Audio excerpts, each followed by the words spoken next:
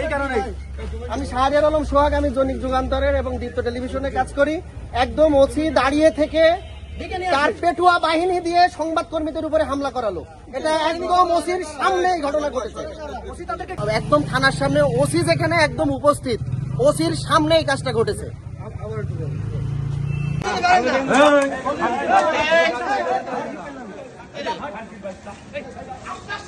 আপনি কি করেন?